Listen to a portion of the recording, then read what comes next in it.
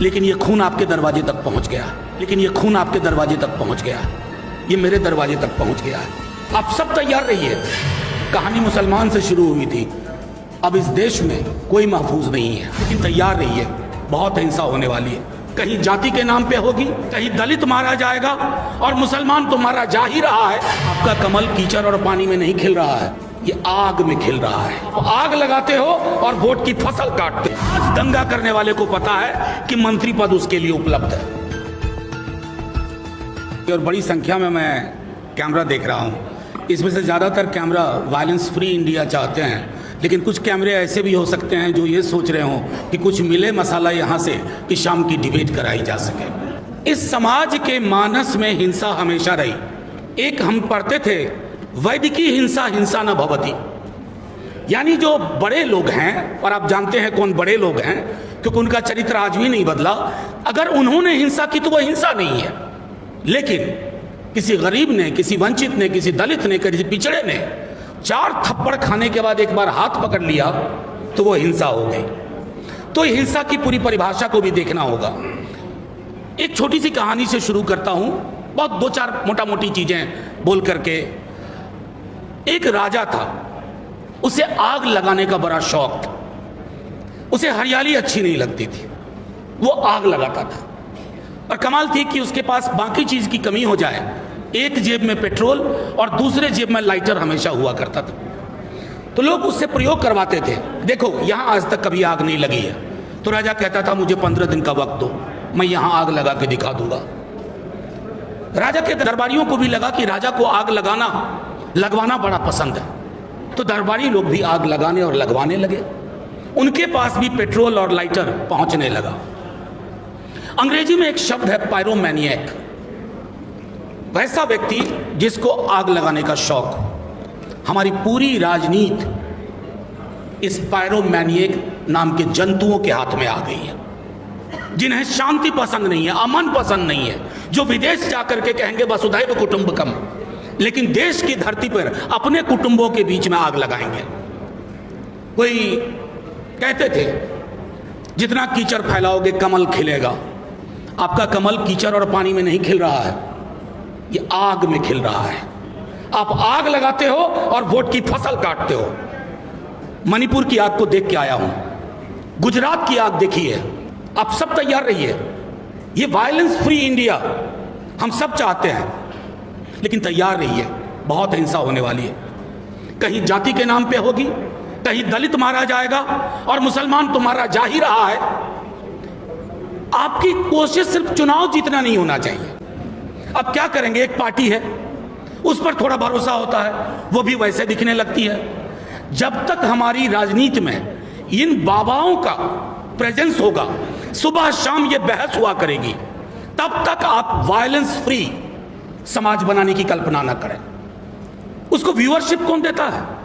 हमारे आप जैसे ही लोग, हम नहीं, आप नहीं, लेकिन हमारे जैसे लोग, हमारे भाई, हमारे कुटुंब, हमारे दोस्त उसको वैल्यू देते हैं। नतीजे में क्या हासिल हो रहा है? देखिए, हिंसा जो होती है उसके पहले एक भाषाई हिंसा होती है।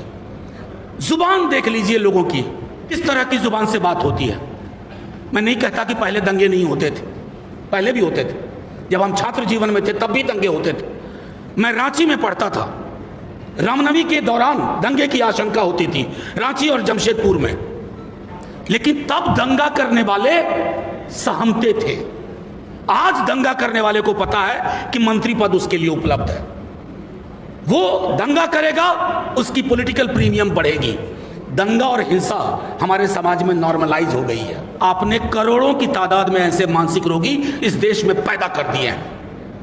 हमारी कोशिश है कि उनको मानसिक रोग से निकाला जाए, और ये तब तक नहीं होगा जब तक हम लड़ाई अलग अलग लड़ेंगे, कि दलित की लड़ाई अलग, मुसलमानों की लड़ाई अलग, किसानों की लड़ाई अलग, मजदूरों की लड़ाई अलग, स्टूडेंट्स की लड़ाई अलग, शिक्षकों की लड़ाई अलग। ये जो टापू में तनहा लड़िएगा तो आग लगाने वाले राजा को और आसानी हो जाती है। उसे पता है कि एक को संभाल लो, अभी बाकी संभाल जाएंगे। देखते देखते एक देश की इतनी बड़ी आबादी को इनविजिबलाइज कर दिया गया, अदृश्य कर दिया गया।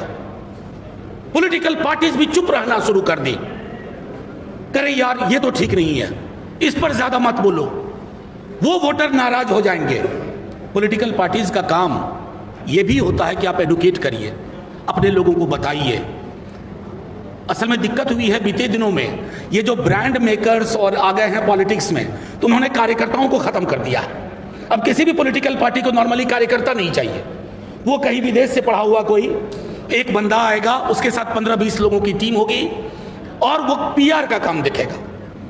तो कोई पॉलिटिकल पार्टी हो जो कार्यकर्ताओं की गर्व से निकली है, उस पार्टी में भी कार्यकर्ताओं को उस रूप में नहीं देखा जाता जैसे अब तक। मैं सिर्फ इतना कहूंगा कि साथियों, प्रेस के दोस्त, मुझे पता है कि अंग्रेजी में एक कहावत थी, if it bleeds it leads, यानी खून बहता है तो पढ़ा ज्यादा जाता है। मैं प्रिंट के दौर की बात कर, लेकिन ये खून आपके दरवाजे तक पहुंच गया, ये मेरे दरवाजे तक पहुंच गया है। कहानी मुसलमान से शुरू हुई थी, अब इस देश में कोई महफूज नहीं है। हिंसा के लिए जब तक आप पराया दृष्टिकोण अपनाएंगे, हम पराया दृष्टिकोण अपनाएंगे, ये फलाना 1000 साल तक हम पर रूल किए, इसलिए अगर हम बदला ले रहे हैं तो ये सही है। अभी पीछे दिनों बड़े बड़े लोगों को ना जाने क्या होता जा रहा है। भाई ने कहा ही, बहन ने बोला संविधान। अब कोई आप सोचते होंगे कि पीएम ने अपने को डिसोसिएट कर लिया कि मेरा आधिकारिक इनका बयान नहीं है। माफ कीजिएगा, ये बड़े उस्ताद लोग हैं, ये इतने उस्ताद हैं कि ठहरे हुए पानी में कंकड़ मारते हैं और देखते हैं लहर कितनी हुई। जैसे हम नया फर्नीचर खरीदते हैं नए घर के लिए, तो ये जो नया भारत है उसके लिए नया फर्नीचर यानी नया संविधान। उस संविधान नया वाले से होगा क्या? ये इतिहास में जाकर के गड्ढा खोदने का जो काम शुरू हुआ है, एक तरफ तो आप चंद्रमा जा रहे हो, मंगलयान जा रहे हो, और जैसा आपने कहा कि सीवर की डेथ की चिंता नहीं है, लेकिन हाँ मस्जिद घूम करके गड्ढा खोद रहे हो कि कहीं कुछ मिले, ताकि देश की राजनीति, आपकी श्रद्धा इस बात में नहीं है कि वहां शिव निकले या फलाना निकले, आपकी आस्था इस बात में है कि एक और मसला मिले हाथ में, एक और मसाला मिले, ताकि 10 बरस के लिए और आग लगाएं। पेट्रोल और लाइटर है ही। तो मैंने सिर्फ इतना आग्रह किया, और हम उस धारा के लोग हैं। पृथ्वी पे धर्म पहले नहीं आया, भगवान नहीं आए, इंसान आए। इंसान को धर्म में और भगवान में बांटने का काम किसी इंसान ने किया। इसलिए ये कहानी शुरू करोगे, हम ये भी पूछ लेंगे कि इस देश के तमाम बौद्ध स्तूप कहाँ गायब हो गए, कौन खा गया उनको, जमीन निकल गई या आसमान खा गया। तो इतिहास में उल्टे पांव की यात्रा से कुछ हासिल नहीं होगा सिवाय हिंसा के। और इस हिंसा का समाधान, माफ कीजिएगा नवेद साहब, चुनाव अंगणित होता है, अंगणित से आप जीत जाते हैं, लेकिन काम करने की जरूरत है मनोविज्ञान पे, जहां हम नहीं कर पा रहे हैं। जितने भी कम्युनल आउटफिट्स हैं उनके पास कितने तरह के सिंबल हैं। हम तमाम सेक्युलर लोग, बहुजन समाज की राजनीति करने वाले लोग, हमारे पास सिंबल्स नहीं है।